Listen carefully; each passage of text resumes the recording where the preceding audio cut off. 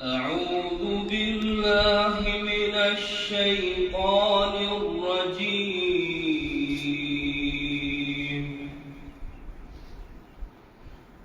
ومن أحسن قولا ممن دعا إلى الله وعمل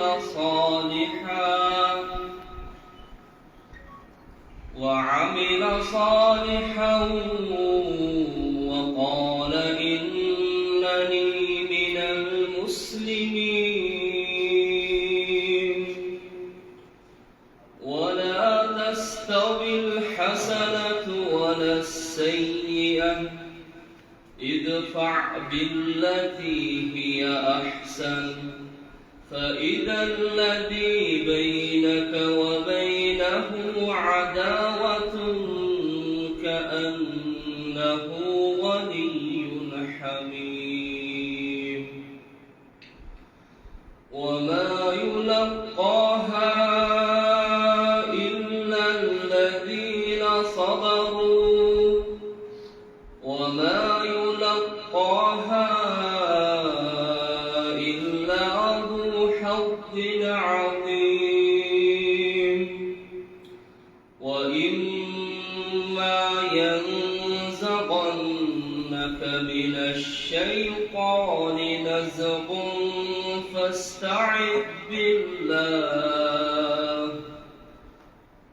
فاستعذ بالله إنه هو السميع العليم. إن الحمد لله والصلاة والسلام على رسول الله وعلى آله وصحبه أجمعين. الحمد لله সমস্ত প্রশংসা একমাত্র সেই মহান রব্বুল আলামিনের জন্য, যিনি আজকে এই সময়ে আমাদেরকে তার ঘরসমূহের মধ্যে একটি ঘরে একত্রিত হওয়ার তৌফিক দান করেছেন এবং কিছু দ্বীনি কথা শোনার তৌফিক দান করেছেন। আলহামদুলিল্লাহ রাব্বিল আলামিন। শত শত দরুদ ও সালাম বর্ষিত হোক বিশ্বনবী মুহাম্মদ সাল্লাল্লাহু আলাইহি ওয়াসাল্লামের উপর, যিনি আল্লাহ সুবহানাহু ওয়া তাআলার দ্বীনুল হককে আমাদের কাছে পুঙ্খানুভাবে পৌঁছেছেন, কোনো রকম কমবেশ ছাড়াই। তো আলহামদুলিল্লাহ, শুরুর কথা না বাড়িয়ে আমরা সকলে জানি আমাদের কাছে উপস্থিত হয়েছেন ফজিলতুল শেখ আব্দুল হাসিব উমরি মাদানী হাফিজাহুল্লাহ তাআলা। অনেকদিন ধরে আমাদের আকাঙ্ক্ষা শেখকে পাওয়ার, এবং শেখ আজকে এসেছেন। তো আল্লাহর শুকরিয়া আদায় করি আলহামদুলিল্লাহ। তো যে বিষয়ে আমরা আজকের টপিক লিখেছি সেটা হচ্ছে ভ্রান্ত মানহাজ এবং ভ্রষ্ট মতাদর্শের শিকার নওজওয়ান, বাতিল মানাহিজ और गुमराह अफकार का शिकार नौजवान। तो इंशाअल्लाह शेख এই টপিকে কথা বলবেন। এখন আপনাদের সামনে আসছেন ফজিলতুল শেখ আব্দুল হাসিব উমরি মাদানী হাফিজাহুল্লাহ তাআলা।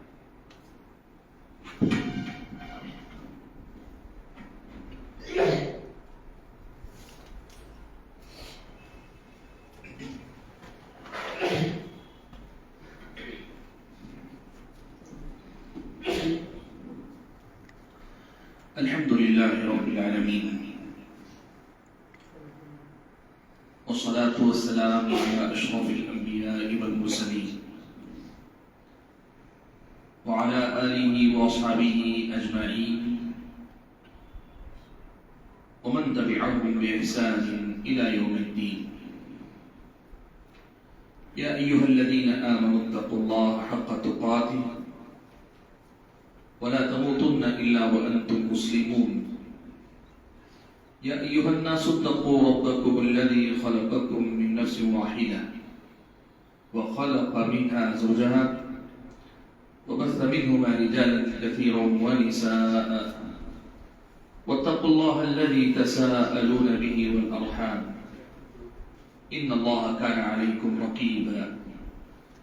يا أيها الذين آمنوا اتقوا الله وقولوا قولا سديدا يصلح لكم أعمالكم ويغفر لكم ذنوبكم ومن يطع الله ورسوله فقد فاز فوزا عظيما. أما بعد، أعوذ بالله من الشيطان الرجيم. بسم الله الرحمن الرحيم. يا أيها الذين آمنوا أطيعوا الله وأطيعوا الرسول ولا تبطلوا أعمالكم. محترم حضرات، میرے لیے بڑی ہی خوشی اور مسرت کا موقع ہے کہ کشن گنج کے آپ کے اس علاقے میں کل ایک دورے میں شرکت کی مناسبت سے آنا ہوا. اسی حوالے سے آپ ساتھیوں نوجوان بھائیوں کے درمیان بھی اللہ تعالیٰ نے حاضر ہونے کا موقع عطا فرمایا ہے. آج کی جو ہماری جو ملاقات ہے،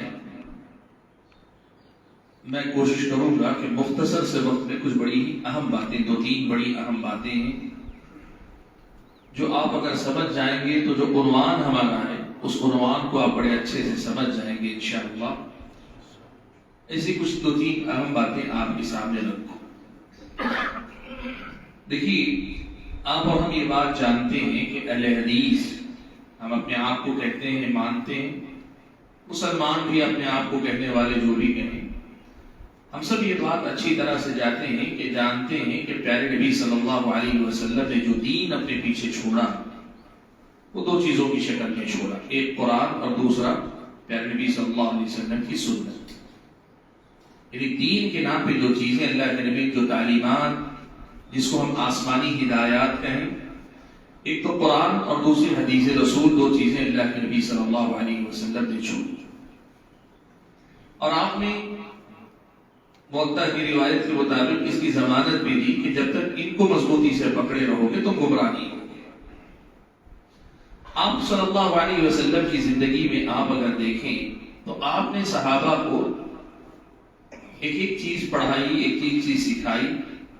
مکمل دین اللہ کے نبی صلی اللہ علیہ وسلم نے صحابہ کو خود عمل کر کے دکھلایا اور صحابہ نے اللہ کے نبی صلی اللہ علیہ وسلم سے دین لیا. لینے کے بعد آپ یہ بات سمجھیے کہ اللہ کے نبی کے زمانے سے پہلے لوگوں میں اختلاف تھا. ایک تو قبائل کا آپس میں اختلاف، عرب کے قبائل آپس میں لڑتے تھے، کٹتے تھے، مرتے تھے. ادیان کا اختلاف تھا، کوئی یہودی تھا، کوئی عیسائی تھا، کوئی اپنے آپ کو ابراہیم علیہ السلام کے دین پہ کہتا تھا، مشرک تھا. اور اس کے علاوہ دنیا کے دوسرے علاقے میں مختلف ادیان میں بٹے ہوئے تھے. اللہ تبارک و تعالیٰ نے تمام کو ختم کر کے پیارے نبی صلی اللہ علیہ وسلم کو تمام کا نبی بنا کر بھیجا اور پوری انسانیت کو ایک طرح سے کہیے کہ ایک جماعت بنا کر چھوڑ دیا. اور وہ جماعت اللہ کے نبی صلی اللہ علیہ وسلم کے صحابہ کی شکل میں جماعت تھی. یہ سچ ہے کہ اللہ کے نبی صلی اللہ علیہ وسلم کے زمانے میں پوری دنیا جہاں تک ہے وہاں تک اسلام کا پیغام نہیں پہنچا، لیکن اللہ کے نبی نے تمام ادیان کا فرق ختم کر کے تمام قسم کے یہ جو قبائل کی لڑائیاں ہوتی، میرا قبیلہ بڑا، تیرا قبیلہ بڑا، اور لوگوں میں جو انسانوں میں ہوتا ہے میں بڑا تو بڑا، ان ساری چیزوں کا فرق ختم کر کے اللہ کے نبی نے ایک جماعت بنا کر صحابہ کو اکٹھا کر دیا. صحابہ کی شکل میں امت کو یا انسانیت کو اکٹھا کر دیا اور دنیا والوں کو یہ بتایا کہ اگر اسی طریقے پر چلو گے، یہ جو جس طریقے پہ میں نے ایک جماعت تیار کر لی، صحابہ کو تیار کیا، ایسے ہی چلو گے تو ساری دنیا میں پھر سے ایک مرتبہ اکٹھا ہو سکتی ہے اس وقت. لیکن کیا ایسے ہی ہوگا؟ اللہ کے نبی نے خود پیشن گوئی فرما دی کہ نہیں، ایسا نہیں ہوگا. زمانہ آگے بڑھے گا تو پھر سے اختلافات ہوں گے، لوگ بٹیں گے، اور لوگ جو بٹیں گے دونوں طرح سے بٹیں گے. ایک تو دنیا کے لیے بٹیں گے، ذاتی مفادات کے لیے لڑیں گے، آپس میں جھگڑیں گے، کریں گے، اور دین کے نام پر بھی بٹیں گے. جو لوگ عام طور پہ کہتے ہیں نا کہ ہمارے درمیان کوئی اختلاف نہیں ہے، ہمارا دین ایک، اللہ ایک، رسول ایک، کعبہ ایک، قرآن ایک، نہیں، حقیقت نہیں. سچائی کا سامنا کرنا چاہیے. لوگ بٹے تو ایسے بھی بٹے کہ آپس میں جو ہے عصبیتیں ہیں. کوئی کسی کو زبان کی عصبیت ہے، کسی کو علاقے کی عصبیت ہے، کسی کو اپنے قبیلے کی عصبیت ہے، کسی کو اپنے مفادات چاہیے. اس بنیاد پر بھی لوگ بٹے ہیں اور دین کے نام پر بھی بٹے ہیں لوگ. ایسے بٹنے کا جب ماحول ہوگا تو اللہ کے نبی نے یہ بات صاف طور پہ بتا دی کہ تمہیں گمراہی سے بچنے کے لیے قرآن اور سنت کو مضبوطی سے تھامے رہنا پڑے گا. ہمارا اپنا ملک، اور اگر ہم ذرا اور کہیں کہ بر صغیر یعنی ہندوستان، پاکستان، بنگلہ دیش اور سری لنکا، یہ سب یہ جو علاقہ ہے، اگر ان سب کو اگر ہم شامل کر لیتے ہیں، یہاں ایک بات یاد رکھیے کہ ماحول کیا تھا آپ کو سمجھنا چاہیے. ہندوستان میں آپ کو جو بہت تیزی سے تعلیم بتا رہا ہوں، آپ ماشاءاللہ ایجوکیٹڈ لوگ ہیں، پڑھے لکھے لوگ ہیں اور پڑھتے بھی ہوں گے، آئندہ پڑھ کر بھی دیکھیے تو آپ کو یہ چیزیں سمجھ میں آئیں گی. ہندوستان میں جو اصل اسلام آیا نا وہ خالص اسلام تھا. ایک تو محمد بن قاسم کے ذریعے وہاں سے جو سندھ کے علاقے سے آیا، اس دور میں آیا تقریباً 90s جو ہجری کی جو ہے 90 کی جو دہائی تھی اس میں محمد بن قاسم کا عہد ہے. اس دور میں کوئی مسلک نہیں تھا، کوئی مذہب نہیں تھا اور فرقوں کا بھی اثر ابھی زیادہ نہیں ہوا تھا. فرقے تھے، خوارج آ چکے تھے، شیعہ آ چکے تھے، یہ سب فرقے تھے لیکن ان کے اثرات بہت دور تک نہیں پہنچے تھے. اسلام کے نام پہ جب بات ہوتی تو سنت والا اسلام ہی اصل تھا سب سے زیادہ. وہی غالب تھے، وہی کثیر تھے، وہی تو اسلام جو ہندوستان میں آیا سندھ کے علاقے سے. اور دوسری طرف مالابار جو کیرلا ہم آج کہتے ہیں وہاں کے ساحل سے تاجروں کے ذریعے جو اسلام آیا، یہ اسلام بھی اصل میں صحیح بنیادوں پہ قائم اسلام تھا جس میں اسلام کہتے ہیں تو وہی قرآن و سنت والا اسلام، اور کوئی دین نہیں تھا وہاں پہ، یہی تھا. اور ہندوستان میں اس کے اثرات آج بھی باقی ہیں.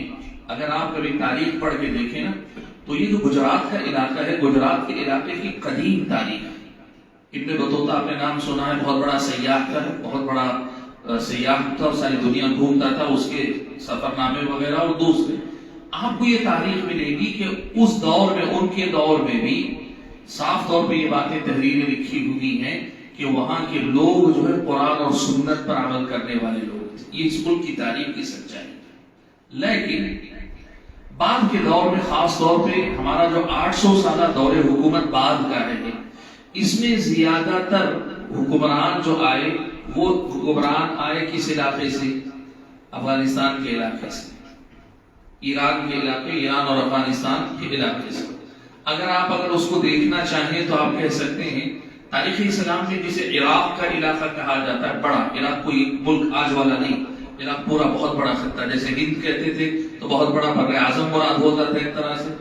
ایسے وہ عراق کا علاقہ، یہاں کے حکمران زیادہ تر جو ہے ہندوستان میں آئے، چاہے وہ کوئی بھی ہو، چاہے ان کو آپ جو ہے مغلوں کی بات کریں، ان سے پہلے جو تغلق کی بات کریں، یا ان کے پہلے جو مختلف مسلم خاندان حکمران ہوئے، یہ زیادہ تر اس علاقے سے آئے جن علاقوں میں اہل الرائے، اہل الحدیث کے مقابلے میں اہل الرائے کا جو مذہب تھا، یعنی فقہ حنفی کا جہاں رواج تھا، فقہ حنفی کے رواج والے علاقے سے حکمران آئے. اور یہاں جو مذہب حکمرانوں کا تھا وہ فقہ حنفی تھا. فقہ حنفی کے ساتھ ساتھ ایک مسئلہ اور بھی تھا. کئی ایسے حکمران تھے جن حکمرانوں کے وزیر کے طور پر یا ان کے مشیر کے طور پر یا ان کی فوج میں معاون مددگار کے طور پر شیعہ بھی تھے. اسی لیے آپ یہاں دیکھیے کہ یہاں کی جو عام عوام پر زیادہ اثر جو ہے وہ تقلید کا رہا، وہ رسوم و رواج کا رہا. تقلید اور رسوم و رواج. تقلید کا مسئلہ کہاں سے جڑا تھا؟ فقہ حنفی سے جڑا ہوا تھا کہ حکمران جو ہے فقہ حنفی کو رائج کرتے تھے. اور رسوم و رواج کا مسئلہ یا تو تصوف سے جڑا ہوا تھا یا شیعہ رافضیہ سے جڑا ہوا تھا. اور یہ تینوں چیزیں یہاں کی جو حکمران حکومت کرنے والے ہیں ان کے اندر رہا ہے. ایسے ماحول میں نے یہ بات آپ کے سامنے کہی ہے کہ اہل حدیث کی جو دعوت ہے یا صحیح اسلام کی جو دعوت ہے وہ پہلے تھی لیکن وہ کہیں کمزور پڑ گئی. اس لیے کہ جب حکومت کسی خاص مسلک مذہب کی تائید میں کھڑی ہو جائے تو بقیہ دب جاتے ہیں. ہوا یہ کہ شاہ ولی اللہ محدث دہلوی رحمۃ اللہ علیہ جس ملک کے اندر وہی فقہ حنفی ہی کے سب پروردگاری ہے، سب اسی ماحول سے نکلے ہوئے اہل علم میں سے. شاہ ولی اللہ محدث دہلوی رحمۃ اللہ علیہ کا جب سفر حجاز ہوا، حجاز کے سفر پر وہ گئے، واپس لوٹ کر آئے تو وہاں انہوں نے ایک چیز دیکھی، وہ ہے کتاب و سنت کی پیروی کا ایک ماحول. وہاں کچھ علماء سے جن سے انہوں نے علم حاصل کیا. تو شاہ ولی اللہ محدث دہلوی رحمۃ اللہ علیہ انہوں نے جو ہے اس مسئلے کو کہ اتباع کتاب و سنت کی بات ہونی چاہیے. اور اللہ کے فضل و کرم سے ان کے بعد کے دور میں بھی یہ ہوا کہ ایک مرتبہ پھر سے جو مسلک اہل حدیث کی یعنی محدثین کا جو طریقہ ہے اس طریقے کی طرف دعوت کا کام شروع ہوا. یہاں صورتحال کیا تھی معلوم ہے آپ کو؟ لوگ تقلید ہی کو دین مانتے تھے، اس کے علاوہ کسی کو نہیں جانتے تھے۔ مشہور واقعہ ہے دلی کے اندر، ایک امام عالم دین آئے، باہر کے عالم دین، اس ملک کے نہیں تھے۔ وہ جب آئے اور آ کر انہوں نے جو ہے زور سے آمین کہی تو ساری مسجد والوں نے پکڑ لیا، ان کو پکڑ لیا، یہ کیا نیا کام ہے؟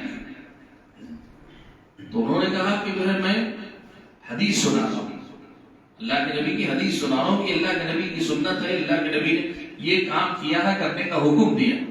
تو اس وقت ان کو کہا گیا تھا فارسی میں کہ مارا بحدیث چے کار گر قول ایمانداری بیان، بھئی ہمیں حدیث سے کیا لینا دینا، اگر امام صاحب کا کوئی قول ہو تو پیش کرو ہمارے ساتھ۔ یعنی حجت اور دلیل کے طور پر ان کے پاس مسئلہ تھا امام صاحب کا قول، امام صاحب نہیں امام ابو حنیفہ کا یا ان کے شاگردوں میں سے کسی کا قول، ہم حنفی ہم مقلد ہیں، ہمیں امام صاحب کا قول چاہیے، حدیث ہمیں مت بتایا کرو۔ یہ ماحول تھا یہاں۔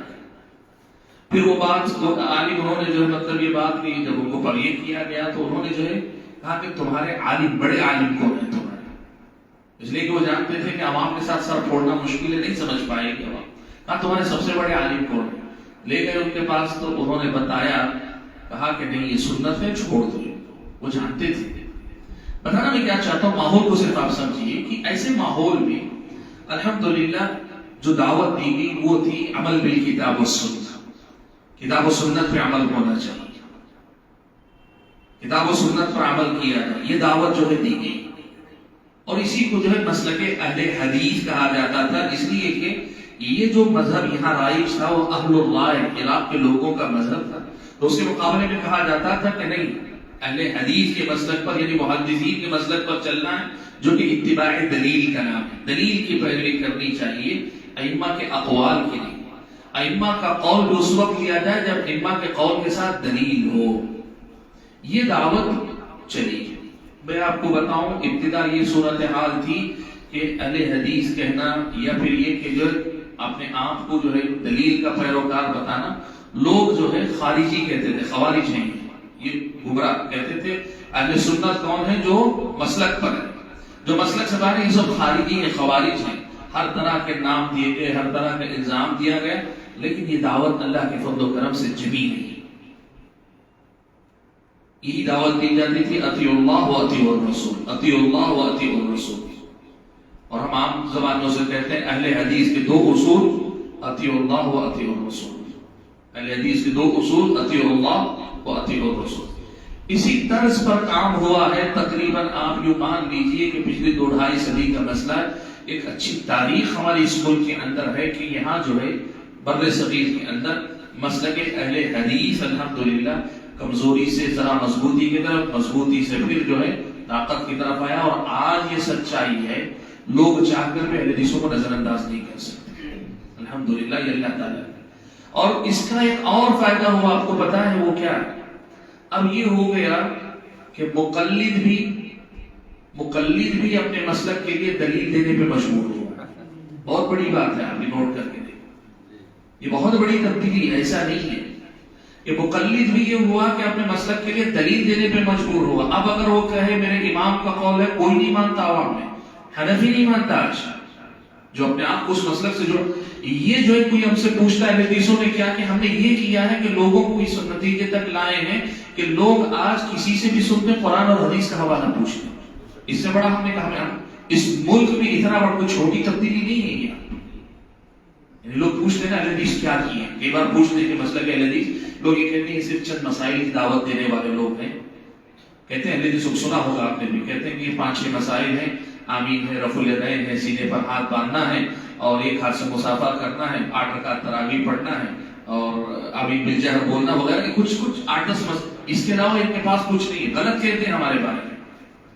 آج اس سے بڑی کامیابی کیا ہوگی کہ آپ یہ بات دیکھیں کہ فقہ حنفی کی طرف بھی لوگ دعوت دیتے ہیں، دلیل دینے پہ مجبور ہیں، اور اتنا ہی نہیں، بدعت بھی پیش کرتا ہے تو اس کے لیے دلیل دیتا ہے، سبحان اللہ۔ میلاد کی بات کرتا ہے تو کہتا ہے قرآن میں لکھا ہے۔ یہ بہت بڑی کامیابی ہے، یہ اہل حدیثوں کی بہت بڑی کامیابی، آپ کو سمجھنا چاہیے۔ ایسا ہی نہیں، جو قربانیاں دی گئی اللہ ضائع نہیں کرتا قربانیاں، اہل حدیث علماء نے جو قربانیاں دی ہیں، جو زندگیاں کھپائی ہیں، وہ جو بیٹھ کر جو ہے اس مسجد مدرسوں کے اندر، مسجدوں کے اندر، آپ یہ بات یاد رکھیے کہ مسجدوں کے اندر نماز فجر کے بعد درس قرآن، نماز عشاء کے بعد درس حدیث یا کسی اور نماز کے اپنے علاقے کے اعتبار سے مستقل درس قرآن، درس حدیث، درس قرآن، درس حدیث کی برکت ہی ہوگی۔ آج یہ صورتحال ہے کہ لوگ قرآن پہ عمل کرنے کو، حدیث پہ عمل کرنے کو مانتے کہ یہی دین ہے، یہی دین ہے، یہ مانتے ہیں۔ الحمدللہ ایک دور گزرا، اب وہ صورتحال آئی ہے۔ پہلے ایسا تھا کہ آپ اگر آدمی سے یہ کہتے کہ بھائی تم اگر حق پر ہو تو دلیل پیش کرو، قرآن کی دلیل یا حدیث کی کوئی دلیل پیش کرو، تو اس بنیاد پر حق اور باطل میں فرق ہو جاتا تھا، صحیح اور غلط کا فیصلہ آسانی سے ہو جاتا تھا۔ وجہ یہ تھی کہ لوگوں کے پاس کوئی دلیل نہیں ہوا کرتی تھی، بس علماء پہ اعتماد بھروسہ کہ ہمارے ائمہ نے اگر جب فتویٰ دیا ہے وہ غلط نہیں ہو سکتا، کوئی نہ کوئی بنیاد ضرور نہیں ہوگی اس کی، اس بنیاد پر انہوں نے فتویٰ دیا ہے، یہ لوگ مان کر چلا کرتے تھے۔ لیکن آج یہ صورتحال ہوئی کہ ائمہ کا احترام بھی صحیح ہو، کہ بھروسہ بھی صحیح ہو، پر اعتماد بھی باقی، لیکن بہرحال دلیل کے ساتھ چلنا پڑے گا، دلیل دینی پڑے گی۔ اب ایک مسئلہ یہ ہوا کہ آج یہ صورتحال ہے، اہل حدیثوں کی دعوت کی اول آخر اللہ کی مرضی، ہم اپنا کریڈٹ پہ اپنے اوپر نہیں دیں گے، ہم اصل چیز کو اللہ کی طرف دیں گے، اس کا فضل ہے، اس کا کرم ہے کہ اللہ نے یہ جو خیر ظاہر فرمایا۔ آج یہ صورتحال ہے کہ اب بدعتی سے بدعتی انسان بھی سیدھے سیدھے کیا کرتا ہے، قرآن اور حدیث کا حوالہ دیتا ہے۔ بلکہ آج میں آپ کو بتاتا ہوں نیا ٹرینڈ ہے، وہ کیا ہے معلوم آپ کو؟ کوئی بھی آدمی اگر اپنی فکر پیش کرنا چاہ رہا ہے، لوگ سننے کے لیے تیار ہے، میں بولوں آؤ میں کچھ نہیں، مجھے کچھ نئی چیزیں سمجھ میں آئی، میں سمجھاتا ہوں، آپ نہیں قبول کرتے، تو ہر آدمی اب کیا کرتا ہے پتہ ہے آپ کو؟ درس قرآن کا سہارا لیتا ہے، قرآن درس کا، آیت کا آغاز قرآن کی تلاوت کر کے کرتا ہوں، پھر اس کے بعد تفسیر اور تشریح کے نام پر میں بہت ساری باتیں اپنے افکار بھی اس میں دیتا رہتا ہوں۔ فکر میری ہے لیکن قرآن اس کی سواری ہے، یعنی قرآن اس پر سوار، قرآن پر سوار ہو کر یا درس قرآن کے نام پر سوار ہو کر میری فکر کو میں پھیلاتا ہوں۔ یہ آج کے دور کا بہت بڑا مسئلہ ہے۔ اسی لیے آپ دیکھ لیجئے پچھلے 50 سالہ تاریخ کے اندر جتنی گمراہیاں آئیں، جتنی بدعتیں آئیں، جتنے فتنے آئے نا، ان فتنوں میں سب سے بڑا خطرناک جو پہلو تھا، پہلے کا مسئلہ کیا تھا؟ بدعتی بدعت کے نام پہ جو ہے بدعت کو جو ہے پیش کرتا تھا تو قرآن حدیث نہیں بولتا، کبھی بزرگوں کا نام لے لیتا، کبھی اپنے کسی جو مطلب پیر و مرشد کا نام لے لیتا۔ اب وہ نہیں چلتا، اب تو یہ ہے کہ لوگ اپنی فکر پھیلانے کے لیے قرآن اور حدیث کو سہارا بناتے ہیں، قرآن ہی پڑھتا ہے، حدیث ہی پڑھتا ہے، لیکن فکر پھیلاتا ہے۔ ایک بات آپ بتاؤ، ہر مسلک کے لوگ اب جو موجود جماعتیں ہیں، جتنی جماعتیں ہیں، اگر آپ دیکھیں گے، اور جماعتوں سے ہٹ کر پرسنالٹیز بھی ہیں آج کے دور میں، جو ہے جماعت نہیں بن پائی لیکن وہ پرسنالٹیز ہیں، ان کے افکار و نظریات ہیں، ان کو پھیلانے والے سب کے سب درس قرآن دینے والے یا درس حدیث دینے والے لوگ ہیں۔ ایک چیز بتاؤ، کیا یہ دعوت قرآن و سنت کی دعوت، اگر قرآن و سنت کی دعوت ہوتی تو اختلاف نہیں ہوتا، اس کی دعوت ایک ہے، اس کی دعوت ایک ہے، تیسرے کی ایک دعوت ہے، چوتھے کی ایک دعوت ہے، یہ اگر نہیں ہوتی۔ مسئلہ یہی ہے کہ قرآن و سنت کو انہوں نے سہارا بنا کر اپنے افکار و نظریات کو پروسنا یا اسے پھیلانے کا ذریعہ بنایا ہوا ہے۔ آج آپ دیکھیں گے پہلے کی طرح آپ بولیں گے جو قرآن کی دلیل دے گا میں اس کے ساتھ ہوں، آپ سمجھ میں نہیں آئے گا کہ اس کے پاس بھی دلیل ہے، اس کے پاس بھی دلیل ہے، اس کے پاس بھی دلیل ہے۔ آپ بولیں گے جو حدیث کا ثبوت دے گا میں اس کے ساتھ کھڑا ہوں، آپ کو سمجھ میں یہ بھی دلیل حدیث بتاتا ہے، وہ بھی حدیث بتاتا ہے، یہ بھی حدیث بتاتا ہے۔ یہ جو تبدیلی آئی، تو اب تبدیلی کے بعد ایک نیا مرحلہ ہمارے سامنے ہے، اس کو ہمیں سمجھنا چاہیے۔ ہمارے نوجوان جو ہے ایک جملہ کہتے ہیں، بہت مشہور جملہ ہے، ہم اہل حدیث ہیں اور حدیث اگر شیطان بھی پیش کرے تو ہم قبول کر لیں گے۔ سنا ہوگا نا آپ نے وہ جو مشہور واقعہ ہے کہ اللہ کے نبی صلی اللہ علیہ وسلم نے حضرت ابو ہریرہ کو اس پر مقرر کیا ہوا تھا صدقۃ الفطر کی نگرانی پر، تو ابلیس آیا، چوری کیا، پکڑے، اس نے جو ہے اپنی مجبوری ظاہر کی تو چھوڑ دیا، لیکن ان کو نہیں پتا کہ ابلیس ہے۔ کوئی چور آیا، چوری کیا اور اپنی مجبوری ظاہر کیا تو ترس کھا کے چھوڑ دیا۔ اللہ کے نبی نے پوچھا تو کہ اللہ کے نبی آیا تو تھا، کوئی چوری کیا؟ لیکن اپنی مجبوری ظاہر کیا تو ترس کھا کے میں نے چھوڑ دیا. 2 دن 3 دن تو تیسرے دن اس نے آیت الکرسی کی فضیلت بتائی. اس نے ابلیس نے صحابی نے جب اللہ کے نبی سے بتایا کہ اس نے مجھے یہ کہا کہ ایک ایسی چیز بتاتا ہوں کہ تم اگر اس کی پابندی کرو کہ شیطان کے شر سے محفوظ رہو گے, تو میں نے اس کے بدلے میں اسے چھوڑ دیا. تو اللہ کے نبی نے کہا صدقک وہو کذوب, وہ ہے تو جھوٹا ابلیس لیکن اس نے سچی بات کی. تو اس حدیث کو بنیاد بنا کر کہتے ہیں کہ حدیث اگر شیطان بھی سنائے تو ہم سننے کے لیے تیار, حدیث سنانا چاہیے. یہ آج کے دور کا بہت بڑا مسئلہ ہے. اسی لیے جو قرآن پڑھ کر سنا دیا, جو حدیث پڑھا کر سنا دیا, ہمارے نوجوان اس کے پیچھے لٹو ہو جاتے ہیں, دیوانے ہو جاتے ہیں. یہ آج کے دور کا بہت بڑا مسئلہ ہے. فرق سمجھنا چاہیے. ابلیس تو سنا کر گیا, لیکن صحابہ نے کہ ابلیس کے سنانے پر قبول کر لیا تھا یا اللہ کے نبی کی تصدیق پر قبول کیا تھا؟ اللہ کے نبی کی تصدیق پر. آج بھی یہی مسئلہ ہے کہ قطع نظر کے سنانے والا انسان ہے کہ ابلیس ہے, عالم ہے کہ ان پڑھ جاہل ہے, یا پھر کوئی ڈاکٹر ہے, کوئی انجینئر ہے, یا کوئی وکیل ہے, یا پھر کوئی سیاست دان ہے, یا کوئی چوتھا ہے, پانچواں, کوئی بھی ہوگا وہ سنائے گا. لیکن سنانے کے بعد وہ اللہ کے نبی کی تصدیق والی بات باقی رہے گی کہ نہیں رہے گی؟ یہ بہت اہم مسئلہ ہے. سمجھیے میں جو بات آپ کے سامنے کر رہا ہوں, آج ہمارے نوجوانوں کے اندر جو انحراف کی جو بات ہم کر رہے ہیں, اس میں جو ہے یہاں اصل میں ہم دھوکہ کھا رہے ہیں. ہمارے نوجوان یہاں دھوکہ کھا رہے ہیں. وہ دھوکہ کیا ہے؟ جو بھی قرآن اور حدیث کا حوالہ دے بس ہم اس کے پیچھے دیوانے ہیں. یاد رکھیے گا, ایسی ہی صورتحال میں یہ بات اہل علم نے جو ہے نمایاں کر کے بتائی کہ قرآن اور سنت کو فہم سلف کے مطابق رکھنا ضروری ہے. یعنی قرآن اور سنت کو جیسے اللہ کے نبی نے سمجھا, نبی کے صحابہ نے سمجھا, صحابہ کے بعد تابعین نے سمجھا, تبع تابعین نے سمجھا, ویسے سمجھنا ضروری ہے. دیکھیے میں اس مسئلے کو ذرا کھول کر آپ کے سامنے بتاتا ہوں, آپ اچھے سے سمجھیں گے.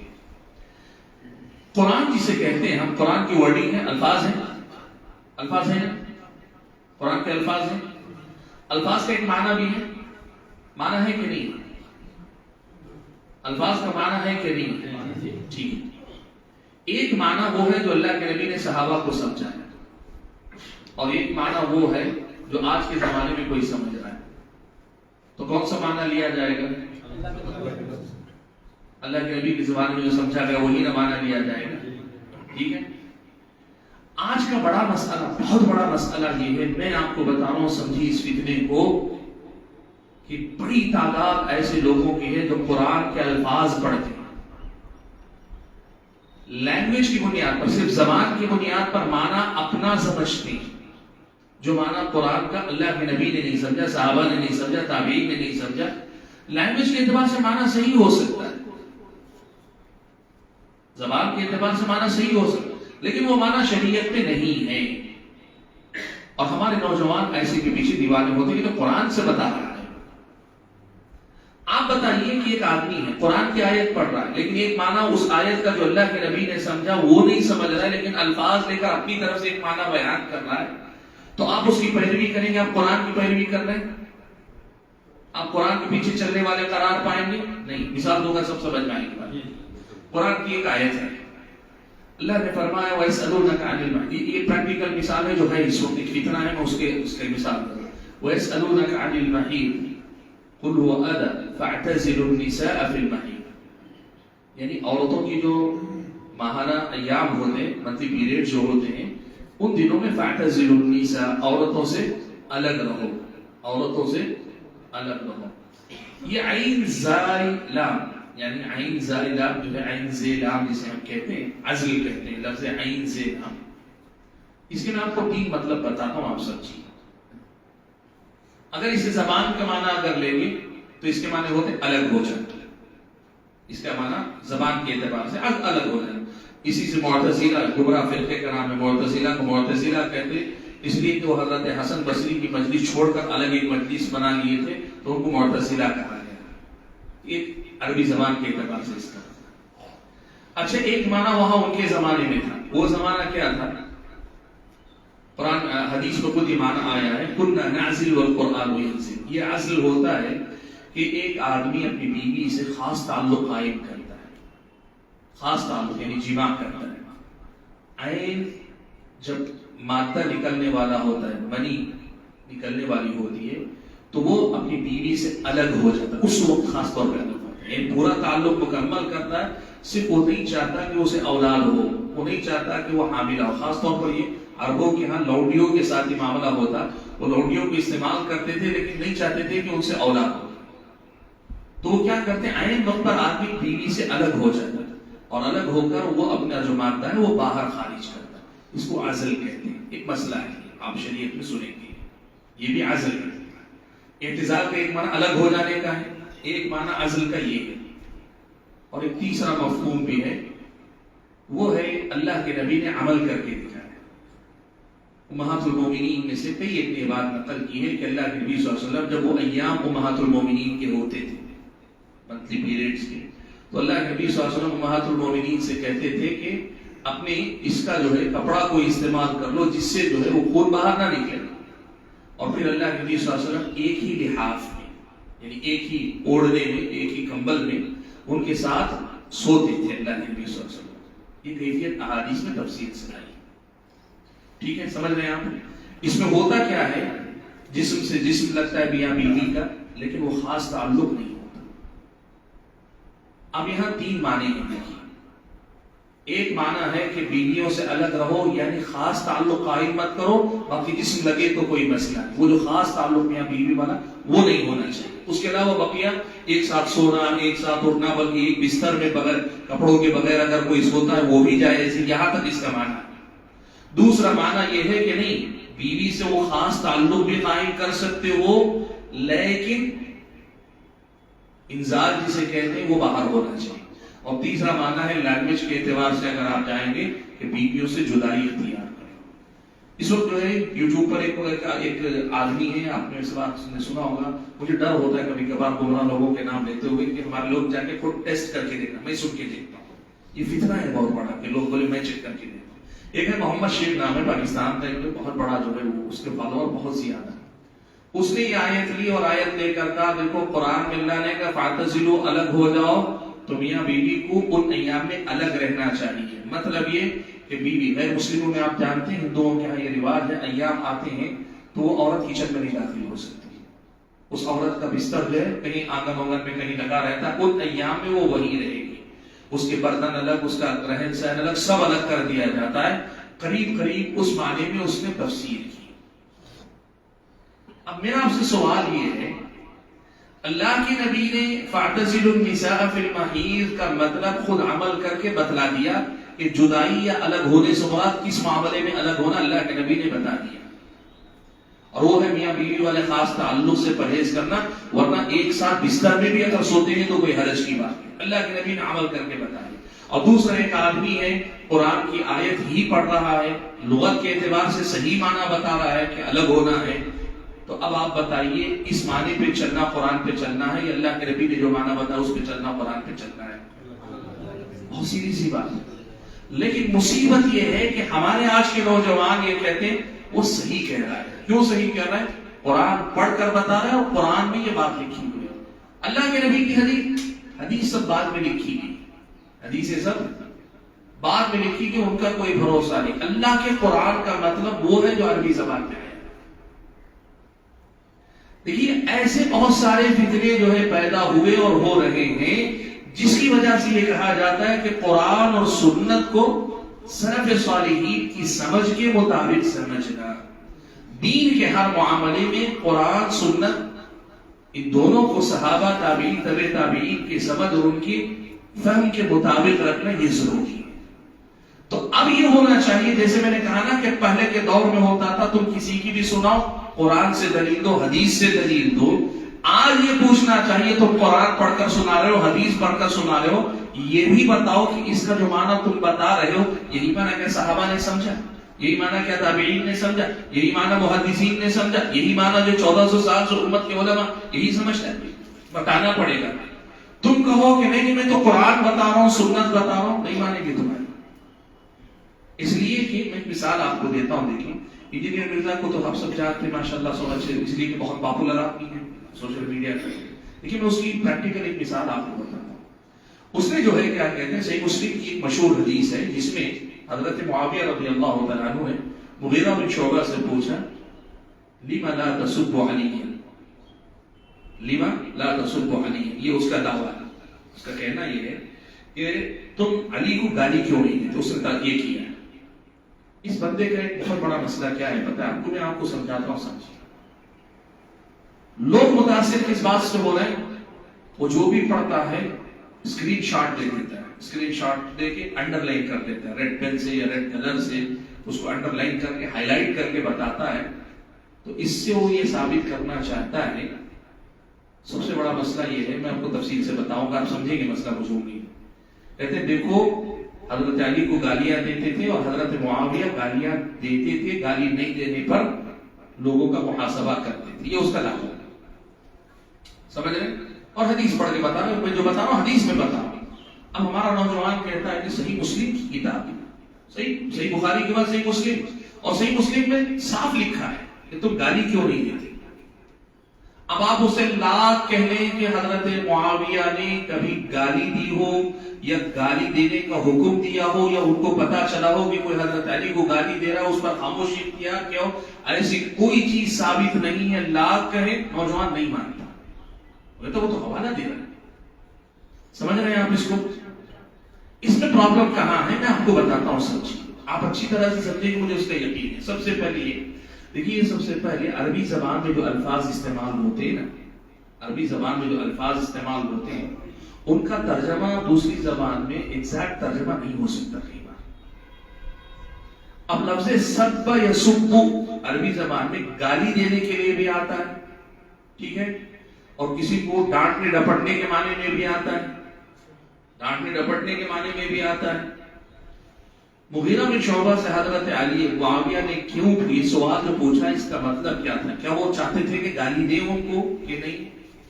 इसमें आप अगर देखेंगे इमाम नववी ने, जिन्होंने सही मुस्लिम की शरह लिखी है, उन्होंने उसमें ये बात बताई है कि इसके पीछे मकसद ये नहीं था कि तुम गाली दो, बल्कि हजरत मुआविया को पता चला कि लोग जो है बुरा भला कहते हैं, लोग बुरा भला कहते हैं, लेकिन मुगीरा बिन शोबा उस मजलिस में रहे तो भी बुरा भला नहीं कहते हजरत अली को। मालूम है हजरत अली और हजरत मुआविया का इख्तिलाफ था, तो इख्तिलाफ होने की वजह से वो जानते थे कि जो है लोग हजरत अली को जो है गलत कहते हैं कि ये गलत है, ये हजरत मुआविया की बात जो सही मुतालबा है नहीं मान रहे, लेकिन मुगीरा बिन शोबा ऐसे किसी मजलिस में होकर भी जवाब नहीं देते। तो हजरत मुगीरा बिन शोबा के जवाब न देने की वजह जानना चाहते थे हजरत मुआविया, हजरत मुआविया वजह जानना चाहते थे कि क्यों जो है लोगों की तरह तुम क्यों नहीं बुरा भला कहते। ये नहीं कि तुम बुरा भला क्यों नहीं कहते, डांटना डपटना और गाली देने पे उभारना ये नहीं। और दूसरी बात, अरबी जबान में लफ्ज़ सब्बा या सुब्बु के माने से गाली देने का नहीं आता, उसके माने बुरा भला कहने या जो है सख्त बात कहने में की भी आती है। तर्जमा करने वाले लोग बसा औकात तर्जमा करते वक्त यहाँ बारीकी का ख्याल नहीं रखते, वो अच्छे लोग हैं, उनको मालूम नहीं कि कोई बात के जमाने में आके यहाँ से जो है गलत मसाइल निकालेगा। अब वो सब्बा या सुब्बु के 2 से 3 माने अगर आते हैं तो जो मशहूर माना है गाली देने का वो तर्जमा करके निकल जाते हैं। हालांकि इस किस्म के मुकामात पे तर्जमा करते हुए एहतियात करनी चाहिए, जो उसका हकीकी माना है उसको जहन में रख कर तर्जमा करना चाहिए, लुगत में जो मशहूर माना है वो करके नहीं निकल जाना चाहिए। अब इसको मसला बनाकर सारे नौजवानों को ये किया हुआ है, लाख आप समझा लीजिए, कहते नहीं हजरत मुआविया के बारे में हमारा दिल साहब ने हजरत अली को गाली देते थे, दिलवाते थे। मैं आपको बताता हूं, देखिए फहमे सलफ से जो है बात कैसे समझ में आती है। यह हदीस किस किताब में है? सही मुस्लिम में है। अब अगर इस हदीस का मतलब जैसे वो बता रहा है, इंजीनियर जैसे बता रहा है, अगर यही मतलब होता कि हजरत मुआविया ने हजरत अली को गाली दी, गालियां देने का हुक्म दिया, तो हजरत अली से दुश्मनी का हुक्म क्या है? हजरत अली से दुश्मनी का हुक्म क्या है?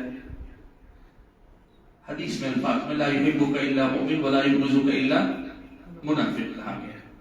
एक बात समझिए, आप नहीं बता दो, अगर आप इसे इस माने में लेते हैं कि ये गाली देकर हजरत मुआविया नऊज़ु बिल्लाह मुनाफिक हो गए, या गाली देकर हजरत मुआविया, गाली देना गुनाह कबीरा, गुनाह कबीरा, और गाली देने वाला जो रावी होता है गुनाह कबीरा का इंतकाब करने की वजह से वो सिका नहीं रह जाता, मान लीजिए। तो इसका शॉर्ट मुख्तसर खुलासा ये बनता है कि इस हदीस का अगर वही मतलब है जो माना जो है इंजीनियर ले रहा है, तो इसका सीधा सीधा मतलब ये होता कि हजरत मुआविया रज़ियल्लाहु तआला अन्हु معتبر آدمی نہیں رہ گئے، ثقہ آدمی نہیں رہ گئے، قابل بھروسہ آدمی نہیں رہ گئے۔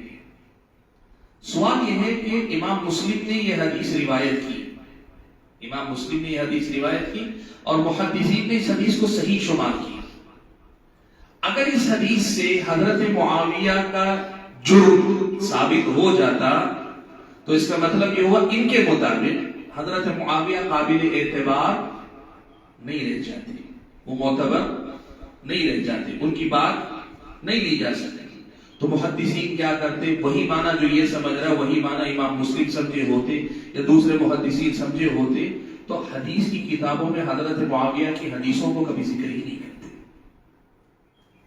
کیوں؟ نہیں بھائی، حضرت علی سے دشمنی کی وجہ سے یہ معتبر نہیں رہ گئے، ثقہ نہیں رہ گئے، ان کا کوئی اعتبار نہیں رہ گئے، ان کی تو حدیثیں نہیں ذکر کی جائیں۔ لیکن آپ اگر حدیث کی کتابیں پڑھ کے دیکھیں گے تو حضرت معاویہ رضی اللہ تعالیٰ عنہ کی حدیثوں کو بغیر کسی نکیر کے محدثین نے، سارے محدثین نے تقریباً روایت کی۔ تو اس کا مطلب یہ ہوا کہ جو معنی آج انجینئر سمجھ رہا ہے وہ معنی امام مسلم نے نہیں سمجھا، وہ معنی دیگر محدثین نے نہیں سمجھا، وہ معنی متقدم اہل علم سلف صالحین میں سے کسی نے یہ معنی نہیں سمجھا جو معنی یہ سمجھ رہا ہے۔ اب آپ کو میں بتاتا ہوں، دیکھیے عمر ابن عبدالعزیز رحمۃ اللہ علیہ، عمر ابن عبدالعزیز رحمۃ اللہ علیہ کون ہے؟ اگر آپ دیکھنا چاہیں تو عمر ابن عبدالعزیز رحمۃ اللہ علیہ تابعین میں سے ہیں، اور ان کا جو درجہ ہے یہاں تک کہا گیا کہ اس امت کے سب سے پہلے مجدد ہے۔ حضرت معاویہ کے بارے میں عمر ابن عبدالعزیز رحمۃ اللہ علیہ سے پوچھا گیا، آج آپ یہ مسئلہ سمجھیے، یہ ساری حدیثیں عمر ابن عبدالعزیز وغیرہ کے سامنے تھی کہ نہیں تھی؟ تھی، اس لیے عمر ابن عبدالعزیز کے حکم پر یہ حدیثیں جمع کی گئی، سب کی۔ یہ سارے معاملات حضرت معاویہ کا حضرت علی سے جو معاملہ تھا، جو صفین میں جنگ ہوئی، اس سے پہلے جو اختلاف تھا، بعد میں بھی اختلاف باقی رہا، یہ ساری چیزیں ان کو معلوم ہیں۔ ان ساری چیزوں کے باوجود عمر ابن عبدالعزیز رحمۃ اللہ علیہ نے حضرت معاویہ کو نہ تو دشمن علی کہا، نہ تو ڈھیلا ڈھالا مسلمان کہا، اور نہ ہی صحابیت کے درجے سے نیچے اتارنے والی کوئی بات کی، کوئی بات نہیں۔ عبداللہ ابن مبارک رحمۃ اللہ علیہ، جانتے ہیں عبداللہ ابن مبارک سن 181 ہجری میں ان کا انتقال ہوا، بہت بڑے عالم، اتنے بڑے عالم کہ ان کے بارے میں کہا جاتا جمعت فیہ خصال الخیر کلھا، یعنی ایک آدمی کے اندر جتنی خوبیاں ہو سکتی ساری خوبیاں ان میں اکٹھا تھی، علم بھی، عبادت بھی، جہاد بھی، سب مشہور ہے ان کے بارے میں کہ ایک سال حج میں ہوتے تھے، اگلے سال جو جہاد میں ہوتے تھے، علم والے، عبادت والے، اخلاق والے، جہاد والے، سارے ہر خیر میں امام کے امامت کے درجے پر۔ عبداللہ ابن مبارک سے کسی نے پوچھا کہ حضرت معاویہ افضل ہیں یا عمر ابن عبدالعزیز افضل ہیں؟ عمر ابن عبدالعزیز کا مقام بہت اونچا ہے۔ تو حضرت عبداللہ ابن مبارک رحمۃ اللہ علیہ نے یہ کہا کہ معاویہ کے مقام تو دور کی بات ہے، اللہ کے نبی کے ساتھ رہتے ہوئے معاویہ کے گھوڑوں کے قدموں سے جو دھول مٹی اڑی ہے، عمر ابن عبدالعزیز اس مٹی کی بھی برابری نہیں کر سکتے، معاویہ کا مقام اتنا اونچا۔ اب میرا سوال ان کی فضیلت پر نہیں، فضیلت مسلمہ ہے۔ عبداللہ ابن مبارک جیسا جلیل القدر امام محدثین میں سے، فقہاء میں سے، بلکہ میں نے کہا نا کہ امت کے جلیل القدر علماء میں سے ہیں، ان کو جو ہے اس حدیث سے حضرت معاویہ کا جرم جو ہے سمجھ میں نہیں آ رہا ہے، اور آج کا آدمی اسی حدیث سے حضرت معاویہ کو مجرم ثابت کرنا چاہ رہا ہے، تو ہمیں کس کی بات سمجھنی چاہیے، دیکھنی چاہیے۔ دیکھیے اسی لیے ہم یہ بات ہمیشہ کہتے ہیں کہ قرآن اور سنت کے ساتھ سلف صالحین نے جو معنی و مطلب احادیث کا سمجھا ہے اس کو لے کر ہم اور آپ کو چلنا چاہیے۔ آج پہلی بار تو نہیں، اب اس کو پتا ہے یہ بات، اس کو اچھی طریقے سے پتا ہے کہ پھنس جائے، اس لیے وہ کیا کہتے ہیں، ہمارے علماء یہ ساری چیزیں چھپاتے ہیں، علماء یہ ساری چیزیں چھپاتے ہیں، بیان نہیں کرتے ہیں۔ اب جیسے ہی آپ کے بارے میں یہ کہہ دیا جائے کہ آپ چھپاتے ہیں، بیان نہیں کرتے، تو اس کا مطلب اب میں جو بھی بیان کروں سب قبول کرتے جاؤ، نہیں ایسے نہیں۔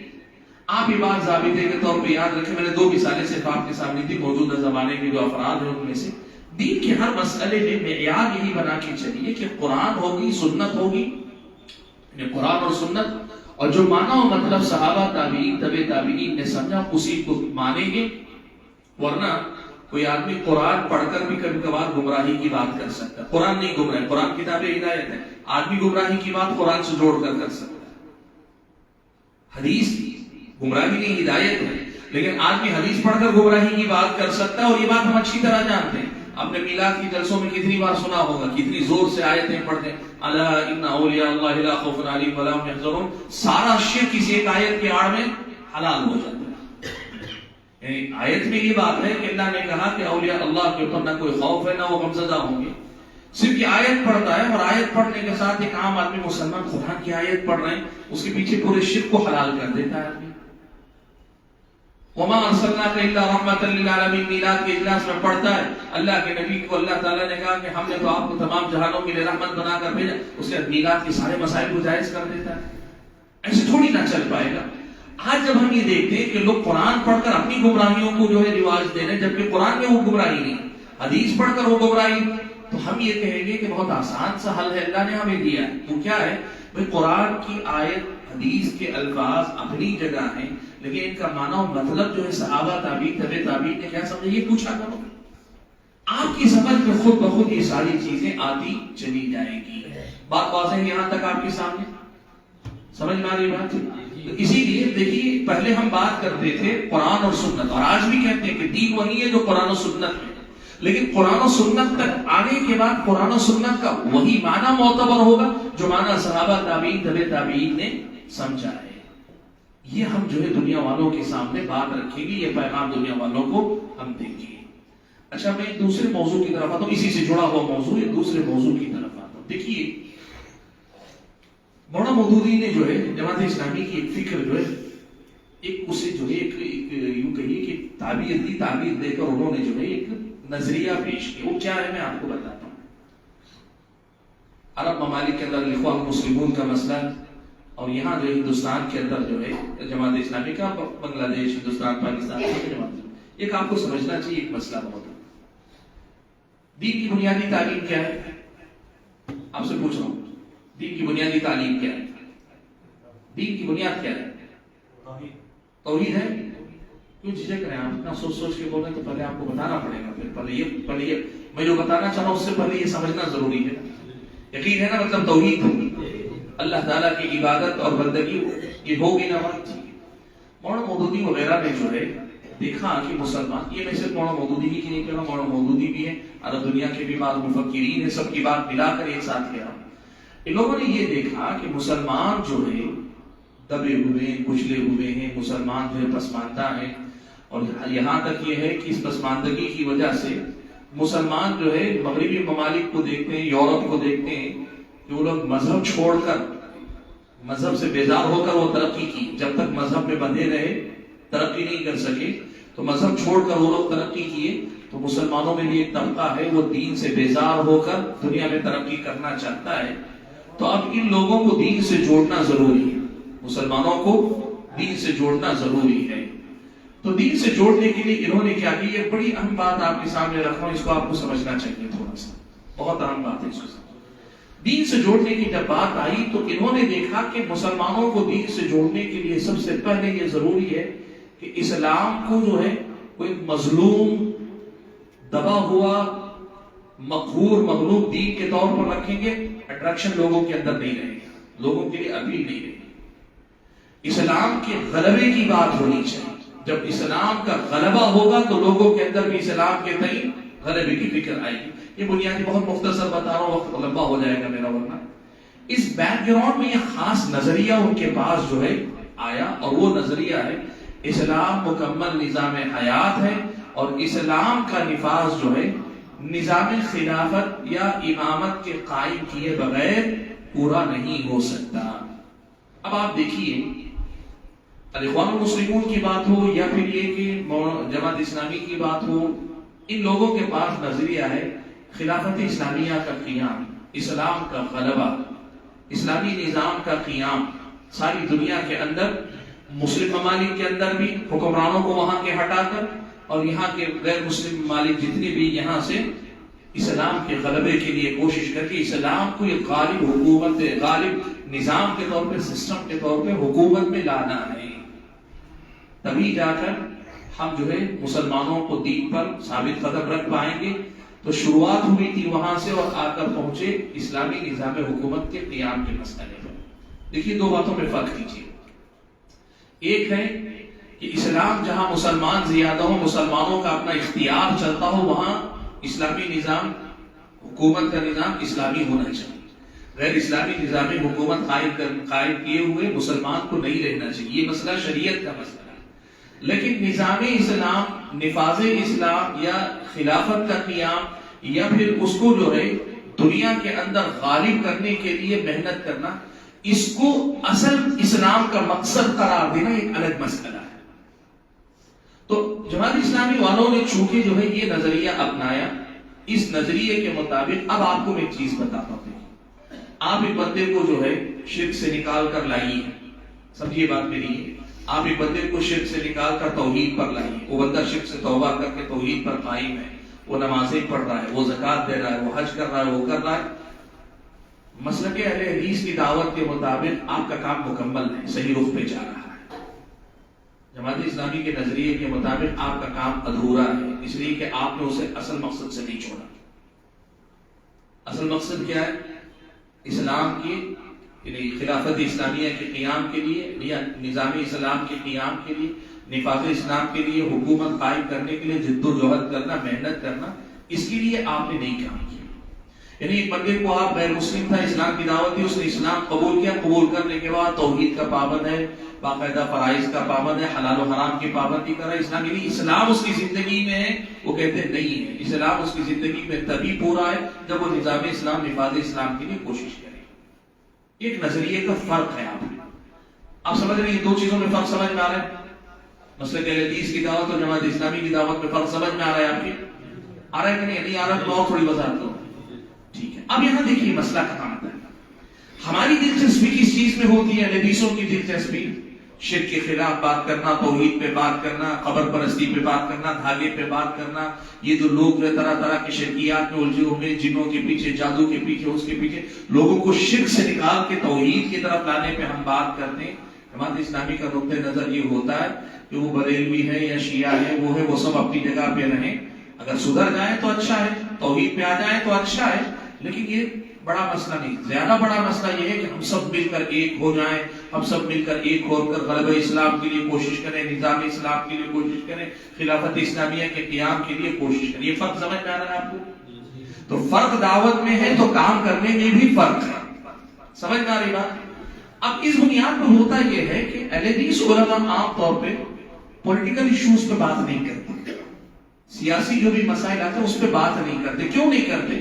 وہ امت کا مسئلہ ہے اپنی جگہ پہ، امت کا لیکن پرائیورٹی کس کو ہے، ترجیح کس کو حاصل ہے؟ توحید کا مسئلہ ہے، شرک کا مسئلہ ہے، بدعتوں کا مسئلہ ہے، اتباع کتاب و سنت کا مسئلہ ہے، لوگوں کی بگاڑ کا مسئلہ، ان کو سدھارے۔ اصل بندگی یہ ہے، اور اس بندگی کا ایک درجہ یہ ہے کہ جب اللہ تعالیٰ وہ حالات پیدا کرے، جیسے اللہ کے نبی مدینہ میں ہجرت کر کے آئے، وہ حالات پیدا ہوئے تو اسلامی نظام حکومت بھی قائم کریں، اس سے اختلاف نہیں۔ لیکن ان سب چیزوں کو چھوڑ کر نفاذ اسلام، خلافت اسلامیہ کے قیام کو پہلا مقصد بنا کر ساری جدوجہد اس پر کرنے کو ہم اپنا منہج نہیں مانتے۔ یہ فرق ہے بنیادی۔ اب اس کا نتیجہ کیا ہوتا ہے؟ دیکھیے میں جو بات آپ کو بتانا چاہ رہا ہوں آپ سمجھیے میرا۔ اب ہوتا یہ ہے کہ سعودی عرب میں مثال کے طور پر کوئی جو ہے منکرات وجود میں آتے ہیں، چونکہ ان کا اپنا ٹارگٹ یہ ہے کہ مسلم حکمران جتنے ہیں ان کو ہٹا کر خلافت وہاں قائم کرنی ہے، اور غیر مسلم حکومتوں کے اندر بھی نظام اسلام، نفاذ اسلام کے لیے کام کرنا ہے۔ تو ہر جگہ کے پولیٹیکل جو ایشوز ہوتے ہیں، ان ایشوز کو سب سے زیادہ ہائی لائٹ کرتے ہیں۔ چھوٹی سے چھوٹی خبر بھی بہت بڑی خبر ہے۔ مثال کے طور پر میں آپ سے ایک سوال پوچھتا ہوں، سعودی عرب یقیناً جو ہے مکہ و مدینہ کی بات کیجیے، مکہ و مدینہ میں مثال کے طور پر ایک آدمی ایک جو ہے مطلب برائی کا کوئی اڈا کھول رہا ہے، گناہ ہے کہ نہیں؟ بہت بڑی غلطی ہے کہ نہیں؟ اس میں شک نہیں ہونا چاہیے کہ سعودی عرب میں ہو رہا ہے تو کیا گناہ نہیں ہوگا؟ اس میں شک نہیں ہونا چاہیے۔ آپ کو کبھی کبھار وہ بھی نہ ہو جائے، غلط ہو رہا ہے۔ اب آپ سے میں پوچھ رہا ہوں، آپ کی بستی میں جو ہے مثال کے طور پر ایک جو ہے مزار بن رہا ہے، پختہ کیا جا رہا ہے کسی قبر کو آپ کے پڑوس میں، یہ بھی گناہ کا کام ہے کہ نہیں؟ दोनों में ज्यादा बुरा कौन सा है? आप बोलिए, ज्यादा बड़ा कौन सा है? बाजार वाला मसला है। पक्का यकीन है आपको? यकीन है ना? मुझे आपसे इस इम्तियानदारी से बताइए, जमात इस्लामी वाला इस पे बोलेगा या उस पे बोलेगा? क्यों? मसला ये आपको समझना चाहिए, ये मनहज का फर्क है। ये हमारे और उनके मनहज का फर्क है कि हम मसले को जो है अपने की जो सलफी सोच है, सलफी मनहज है, उसकी रोशनी में देखते हैं। वो भी बुराई है, उसको भी खत्म होना चाहिए, उसके सिलसिले में कोई समझौते की बात नहीं। लेकिन मुआज़ने की बात करें तो ये शिर्क की बात है। ठीक है? ये जो मसला है असल में ये मनहज का फर्क है। इसके नतीजे में होता क्या है, हमारे नौजवान जो आम नौजवान हैं वो इससे ज्यादा मुतासिर होते हैं कि हमारे उलमा जो है उम्मत की फिक्र नहीं करते, उम्मत की फिक्र नहीं करते, उम्मत के मसाइल पे बात नहीं करते। क्यों? शिर्क उम्मत का मसला नहीं है। आपका पड़ोसी जो है शिर्क पे मर रहा है, ये उम्मत का मसला नहीं है। बिदअतें उम्मत का मसला नहीं है। नहीं, वो कहते नहीं ये सब है। उम्मत के मसाइल से मतलब ये कि गैरों की जो मंसूबा बंदियां हैं, वो अमेरिका हमारे खिलाफ प्लान कर रहा है, इजराइल हमारे खिलाफ ये कर रहा है, फिलिस्तीन के मसले में ये हो रहा है, ये उम्मत के मसाइल। और ये फर्क है। देखिए मनहज का बहुत बड़ा, जिसकी जद में हमारे नौजवान आते हैं। अब शुरू में होता ये है कि आदमी मुतासिर होता है, कहता है नहीं ये भी जो उम्मत के मसाइल इसमें होना चाहिए। फिर रफ्ता रफ्ता उसे एक किस्म की चिड़ होने लगती है, हमारे उलमा बिल्कुल इस पे बात नहीं करते। तो फिर आदमी क्या होता है, उलमा से करता है। फिर रफ्ता रफ्ता जो है वो जो कल तक जो है इत्तिबाई सुन्नत की बात करता था, बिदअतों के खिलाफ काम करता था, शिर्क के खिलाफ काम करता था, एक गैर मुस्लिम को अल्लाह के दीन की समझाकर दीन की तरफ बुलाने की कोशिश करता था। अब ये सारी चीजें छोड़कर ईरान, तोरान, इजराइल, अमेरिका इसके चक्कर में पड़ा रहा था। समझते दीन की सबसे बड़ी खिदमत ये है। ये मनहज का इनहिराफ है, आप समझिए, ये मनहज का इनहिराफ है। मैं ये नहीं कह रहा हूं कि उसमें बात ही मत कीजिए, ये नहीं कह रहा हूं। आप बात कीजिए फिलिस्तीन में मुसलमानों पे जुल्म हो रहा है, बात कीजिए। आप बात कीजिए मतलब अमेरिका की जो उसकी गलत पॉलिसियों की वजह से मुस्लिम ममालिक को सफर करना पड़ रहा है, बात कीजिए। लेकिन बहरहाल वो एक मसला है, वो सबसे बड़ा मसला नहीं। वो हमारी कौम का एक मसला है, वो सबसे बड़ा मसला नहीं है। हमारा सबसे बड़ा मसला है उम्मत के अंदर का शिर्क या जमीन के अंदर पाया जाने वाला शिर्क, चाहे गैर मुस्लिम करे चाहे मुसलमान करे, सबसे बड़ा मसला वो है हमारा। इसलिए कि अंबिया को अल्लाह ताला ने किसकी तरफ भेजा? मैं एक चीज आपको बताऊं, फिरौन क्या था? जालिम था, जालिम था ना, सबसे बड़ा जालिम था। कितना जुल्म करता था। कुरान में इधर बेहोना अपना हुआ निसा, लड़के पैदा होते तो जबा कर देते, लड़कियां पैदा होते तो जिंदा रखकर उनको बाद में लौंडियां बनाने के चक्कर में रहती। इतना जुल्म करता था। और साथ में फिरौन क्या था? अना रब्बुकुमुल आला भी कहता था, अना रब्बुकुमुल आला भी कहता था, दोनों कहता था। हजरत मूसा कहे तो हजरत मूसा ने सबसे पहले किस चीज पे बात की? क्यों नहीं बनी इस्राइल के ऊपर जुल्म करने से बाज आ जाओ, इस चीज पे क्यों नहीं बात की? आप समझिए कि आपका एजेंडा तब्दील हो जाता, आपका रुख तब्दील हो जाता, आपकी सोच तब्दील हो जाती, आपकी मेहनत तब्दील हो जाती, आपका सब कुछ बदल जाता एक सोच के बदलने की वजह से। इसीलिए एक बात मैं आज बहुत साफ लफ्जों में आपके सामने कहना चाहता हूं, इस मसले को अगर आप समझ सके तो समझिए कि हमारे और आपकी सोच में देखिए एक बहुत बड़ा मसला ये है, मैं अभी कल भी जिक्र कर रहा था कि चूंकि अहले हदीस उलमा समझते हैं कि उम्मत के असल मसाइल क्या है, और वो असल मसाइल क्या है? ये मसाइल, ये शिर्क का मसला है, ये बिदअतों का मसला ही है, उसके साथ वो भी मसाइल हैं। तो होता यह है कि पॉलिटिकल टॉपिक्स पर यूजुअली आमतौर पे अहले हदीस उलमा नहीं बोलते। तो ये किस्म का खला रहता है, ये यूं समझिए कि एक दायरा जो खाली रहता है, यहां से आपको फीड नहीं मिलता आपको। तो आप क्या करते हैं, वो कमी आप वहां से पूरी करते हैं, और वहां से पूरी करते हैं तो सिर्फ ये नहीं लेते कि एक मसला है, साथ में ये भी लेते कि उम्मत का सबसे बड़ा मसला है। और यहां आपकी फिक्र मुतासिर होती, यहां आपके मनहज में खलल आता है, यहां आप जो पटरी से उतरते हैं, यहां आप गलती करने लगते हैं। समझ रहे हैं बात आप देखिए, ये मेरी नजरों के सामने मिसालें हैं मेरे सामने। एक नौजवान मिसाल के तौर पर शिर्क के ऊपर बात करता था। कौम बस्ती में जो कौम नौजवान तावीज पहनता है, कौन ये करता है, सब ये करता है, शिर्क से बचाने के लिए बहुत कोशिश करता था। पॉपुलर फ्रंट आप जानते हैं, इसी तरह की میں نے کہا نا کہ مقصد سے جماعت اسلامی نے جتنی بھی ایسی پولیٹیکل ایجنڈے کو پرائیورٹی دینے والی پولیٹیکل بات پھر دوہرا رہا ہوں، پولیٹیکل ایجنڈا ہمارا بھی ایجنڈا ہے، یعنی ہم بھی جو مسائل کو اپنے مسائل سمجھتے ہیں اور ضرورت کے مطابق کام کرنے کو ہم بھی ضروری کہتے ہیں، بات وہ نہیں، لیکن پرائیورٹی جسے کہتے ہیں سب سے زیادہ ترجیح، جیسے ہی وہ اس سے جڑا اب یہ سب چیزیں کا یہ کوئی کام ہی نہیں، بلکہ اگر یہ جو گفتگو ہماری ہو رہی ہے نا، اگر آپ میں سے اللہ نہ کرے کوئی ہو، لیکن اگر ہوگا نا تو ابھی بھی اس کو لگ رہا ہوگا، اسے مجھ پر ترس آ رہا ہوگا کہ کیسا آدمی ہے، ابھی بھی جو ہے کیا بولتے ہیں وہ تعویذ میں اس میں اٹکا ہوا ہے، یہاں امت کی جو جان جا رہی ہے اور یہ تعویذ میں اٹکا ہوا ہے۔ آپ یقین کریں ہم جو سمجھ کر بھی سمجھا رہے ہیں اس کے باوجود اسے ہم پہ ترس آتا ہے کہ ہم کچھ نہیں سمجھتے۔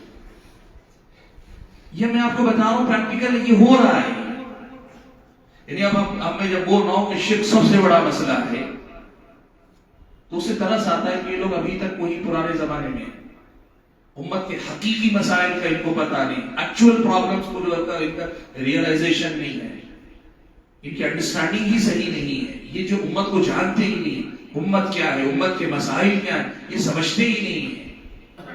لیکن یہ فرق ہے منہج کا اصل میں، فرق ہے منہج کا اصل میں، اور اس مسئلے میں بھی ہمارا مسئلہ کتاب و سنت ہے، یہ جو ہم نے ترجیح بھی متعین کی نا کہ اصل مسئلہ توحید ہے، شرک اصل مسئلہ ہے، بدعات اصل مسئلہ ہے، خرافات اصل مسئلہ ہے، رسوم و رواج اصل مسئلہ ہے، اور اس کے ساتھ پولیٹیکل ایجنڈے جو ہیں مسائل ہیں یہ بھی مسئلہ ہے، لیکن یہ اس کے ساتھ مسئلہ ہے، یہ سب سے بڑا مسئلہ ہے، یہ طے کرنے کے بھی ہمارا مسئلہ اصول قرآن و سنت اور فہم سلف ہے، ہم نے قرآن و سنت اور فہم سلف کی بنیاد پر یہ طے کیا ہے۔ بات آپ کی سمجھ میں آ رہی؟ یہی اصل میں آج کے نوجوانوں کے منحرف ہونے کی بہت بڑی وجہ ہے۔ میں اپنی گفتگو کا خاتمہ کرنا چاہتا ہوں اور بڑی اہم نوٹ پہ ختم کرتا ہوں۔ دیکھو بھائیو، اس دین کو اللہ تعالیٰ نے خیر سے جوڑ کے رکھا ہے، تو خیر کو اللہ تعالیٰ نے علماء سے جوڑ کے رکھا ہے۔ ایک بات یاد رکھو، اس امت کے اندر ہر وہ خرابی آئے گی جو خرابی بنی اسرائیل کے اندر آئی تھی، اس امت کے اندر ہر وہ خرابی آئے گی جو خرابی بنی اسرائیل کے اندر آئی تھی۔ اور بنی اسرائیل کے علماء بگڑے تھے کہ نہیں بگڑے تھے؟ کتابوں میں تحریف کرتے تھے نہیں کرتے تھے؟ اپنی طرف سے باتیں لکھ کر اللہ کی طرف منسوب کر دیتے کہ اللہ تعالیٰ کی کتاب میں ہے، کرتے تھے کہ نہیں کرتے تھے؟ اس امت میں بھی کریں گے، اللہ کے نبی کی پیشن ہوئی، اس امت میں بھی کریں گے۔ لیکن ایک بات ہمیشہ یاد رکھو، ایک بڑی اہم بات آپ کو میں بتاؤں، یاد رکھو، اللہ نے اس امت کے ساتھ ایک فیصلہ کیا ہے، وہ یہ کہ یہ اللہ تعالیٰ کی طرف سے آخری دین ہے، آخری نبی ہے اللہ کے نبی، اور یہ آخری شریعت ہے۔ تو اللہ تعالیٰ کیا کرے گا؟ ہر بگاڑ جو بنی اسرائیل میں آئے گا اس امت میں بھی آئے گا، لیکن بگاڑ نے جس طرح ان کے پورے دین کو بدل کر رکھ دیا، ایسا اس امت محمدیہ کے ساتھ نہیں ہوگا۔ اللہ تعالیٰ اس دین کی حفاظت کرے گا ایک جماعت کے ذریعے۔ لا تزال طائفة من امتی علی الحق، اللہ کے نبی نے ارشاد فرمایا۔ اب یہ طائفہ کون ہوں گے؟ امام بخاری رحمۃ اللہ علیہ نے صحیح بخاری کے اندر لکھا ہے، طائفہ سے مراد علماء ہے، طائفہ سے مراد علماء ہے۔ اس کا مطلب کیا ہے معلوم آپ کو؟ اس کا مطلب یہ ہے کہ امت کے بعض علماء کے اندر یقیناً بگاڑ آئے گا، لیکن امت کے سارے علماء بگڑ جائیں یہ کبھی نہیں ہوگا۔ اس امت محمدیہ کے ساتھ اللہ کا فیصلہ کبھی نہیں ہوگا ایسے۔ اسی لیے ایک مسئلہ یاد رکھو، حضرت ابو الدرداء رضی اللہ تعالیٰ عنہ نصیحت کرتے تھے، اور وہی نصیحت میری گفتگو کا اختتام میں کہتے تھے، کن عالما او متعلما ولا تکن ثالثا۔ اور یہی نصیحت حضرت حسن بصری یا دیگر تابعین وغیرہ بھی الفاظ کے فرق کے ساتھ نقل کرتے تھے۔ وہ پہلا کام تمہارا یہ تم عالم بنے، تم عالم بنے، اس لیے کہ علم کو اللہ تعالیٰ نے خیر کہا ہے، اور علماء کے ساتھ اللہ نے خیر جوڑ کے رکھا۔ اگر عالم نہیں بن سکتے، اس لیے کہ ہر آدمی عالم بن بھی نہیں سکتا، ہر ایک کی ترجیحات الگ ہیں، زندگی کے حالات الگ ہیں۔ اب آپ سے کہوں آپ اس عمر میں جا کے پڑھنا بھی چاہیں تو آپ کو پڑھانے والے علماء نہیں ملیں گے، نہیں بن سکتے، تو کہا متعلماً طالب علم بن کر رہو، طالب علم بن کر رہو، ولا تکن ثالثا، یہ دو چھوڑ کر تیسری پوزیشن منظور مت کرو۔ بعض نے کہا نہیں، کن عالما، عالم رہو، او متعلما، طالب علم بن کر رہو، او محبا للعلماء، یا علماء سے محبت کرنے والے بن کر رہو، ولا تکن رابعا، یہ تین چھوڑ کر چوتھی کوئی پوزیشن منظور مت کرو۔ آپ سے میری بہت بڑی درخواست یہ ہے، صحیح منہج پر قائم وہ علماء جو کتاب و سنت سلف و صالحین کے منہج کے مطابق سمجھنے سمجھانے والے جو علماء ہیں، اس سے اپنے آپ کو ایسے علماء سے جوڑ کر رکھو. کیوں؟ یاد رکھو جب تک امت میں علماء حق باقی ہیں خیر باقی ہے. اور قیامت کے قریب ہوگا یہ کہ اللہ تبارک و تعالیٰ علم اٹھا لے گا زمین سے, اور علم اٹھا لے گا تو اس کے بعد پھر گمراہی اور بربادی ہے. یہ علم کیسے اٹھائے گا اللہ تعالیٰ؟ کیسے اٹھائے گا؟ اللہ کے نبی نے خود بیان فرمایا ان اللہ لا يقبض العلم انتزاعا ينتزعه من قلوب العباد ولكن يقبضه بقبض العلماء. اللہ لوگوں کے سینوں سے ایسے علم نہیں اٹھا لے گا بلکہ علماء کو امت کے اندر سے اٹھا لے گا. اس کا مطلب یہ ہوا کہ جب تک اللہ علماء حق کو باقی رکھے خیر اللہ تعالیٰ باقی رکھتا ہے. اسی لیے اپنے آپ کو صحیح منہج پر قائم علماء کے ساتھ جوڑ کر رکھو, بدگمان مت ہو. آپ کے دل میں ایسا کوئی خیال کوئی وسوسہ آتا ہے علماء سے آ کے بات کرو.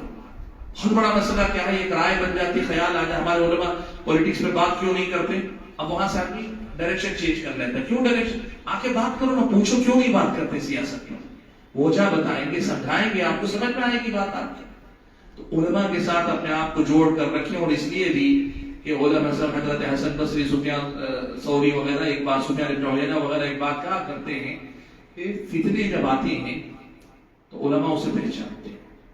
اس لیے کہ فتنے کا معنی ہی ہوتا ہے کہ اس کا ایک پہلو حق سے جڑا ہے, دوسرا باطل سے. اور اس میں جو ہے عام طور پہ ایک عام آدمی اس کا جو حق والا سائڈ ہے وہ دیکھ کر متاثر ہو جاتا ہے, باطل والے سائڈ کو نہیں دیکھ پاتا. لیکن اللہ نے جو عالم کو علم دیا ہے, سمجھ دیا, اس کی وجہ سے وہ دونوں پہلوؤں کو دیکھتا ہے.